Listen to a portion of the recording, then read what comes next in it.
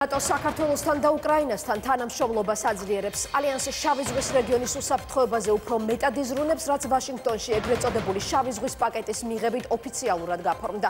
ნატოს მინისტერიალის შედეგმა ქართული პოლიტიკური სპექტრი ახალ შანსზე აალაპარაკა.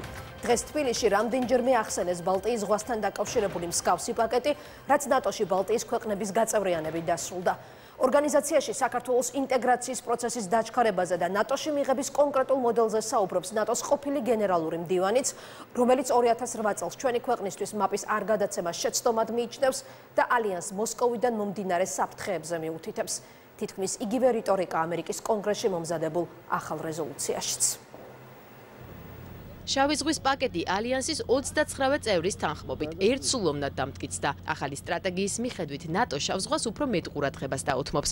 უკრაინას და საქართველოს საზღვაო ძალებისა და სანაპირო დაცვის გაძლიერებაში დაეხმარება.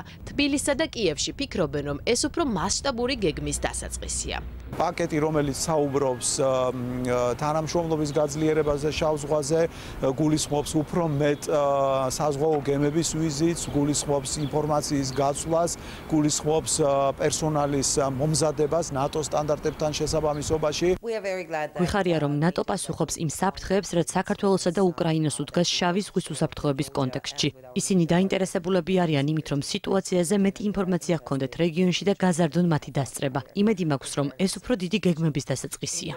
შავ ზღვაში ნატოს ინტერესის ხელშესახებმა გამოხატულებამ უცხოური მედია მალევე აალაპარაკა. გამოცემა Army Technology წერს, რომ შავ ზღვაში ნატოს როლის ზრდა და საქართველოს წევრობა ალიანს ღირებულ პორტებს შესთავაზებს, განსაკუთრებით თურქეთთან ურთიერთობების გართულების შემთხვევაში.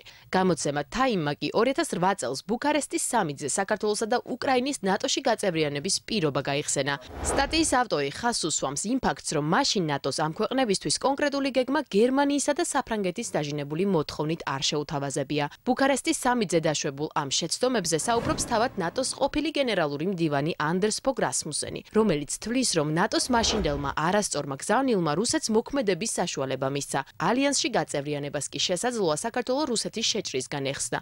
ყოველ ჯერზე, როდესაც ნატომ თავი შეიკავა, რუსეთმა წინ წაიწია. წერს ნატოს ყოფილი გენერალური მდივანი და აცხადებს, რომ ოკუპირებული ტერიტორიები ალიანსის წევრობისთვის დაბრკოლება არ უნდა გახდეს. უკრაინისა და საქართველოს შემთხვევაში მას კონკრეტული შეთავაზებაც აქვს.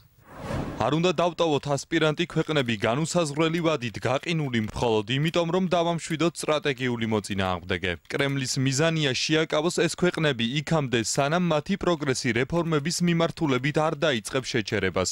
ნატო შეუძლია მიჰყვეს კვიპროსის ევროკავშირთან გაწევრიანების მოდელს. კვიპროსი ევროკავშირსა და ევროზონის სრულუფლებიანი წევრია, თუმცა ევროკავშირის კანონმდებლობა არ მოქმედებს კუნძულის იმ ნაწილში, რომელსაც კვიპროსის მთავრობა ვერ აკონტროლებს.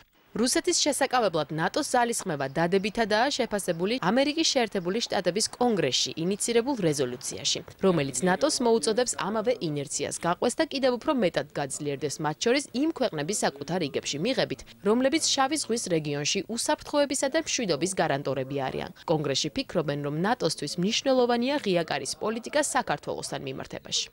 ჩვენი შემადგენლობა 12-დან 30-მდე გაიზარდა. 30 წევრად მაკედონია მოიაზრება.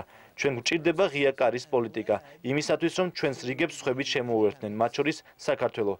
ვაშინგტონში გამოთქმულ ახალ გზავნილებს რუსეთის რეგიონული ინტერესების შეჩერების მექანიზმად მიიჩნევენ პარლამენტში, სადაც ამბობენ, რომ ქვეყანამ ეს შანსი აუცილებლად უნდა გამოიყენოს.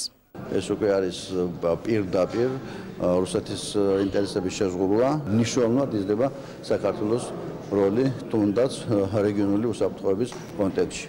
და ეს ქვეყანამ უნდა გამოიყენოს. ნატოს მხრიდან შავი ზღვის გამოცხადება პრიორიტეტად დარწმუნებული ვარ, მიგვიყვანს იმავე შედეგამდე, რა შედეგამდეც მიიყვანა ადრიატიკის და ბალტიის ზღვის შემთხვევაში, ანუ ამას მოყვება შავი ზღვის სახელმწიფოების, მათ შორის საქართველოს პირველ რიგში საქართველოს გაწევრიანება ნატოში. მნიშვნელოვანია ყველა მიმართულების და ყველა ფორმატის სამუშაოება, რამაც შეიძლება უფრო მჭიდრო გახადოს თანამშრომლობა ნატოსა და საქართველოს შორის. რა თქმა უნდა, შავი ზღვის კუთხით ასეთი თანამშრომლობის გაღრმავება არის განსაკუთრებით საინტერესო, სტრატეგიული თვალსაზრისით. ნატოს 60-ე საიუბილეო მინისტერიალი საქართველოსა და უკრაინისთვის კონკრეტული შედეგით დასრულდა. თბილისში არ გამორიცხავენ, რომ ამას რუსეთიდან საპასუხო პროვოკაციული ნაბიჯები მოჰყვეს, თუმცა ჩრდილო ატლანტიკური კურსის მიმართ ერთგულებას მაინც აფიქსირებენ.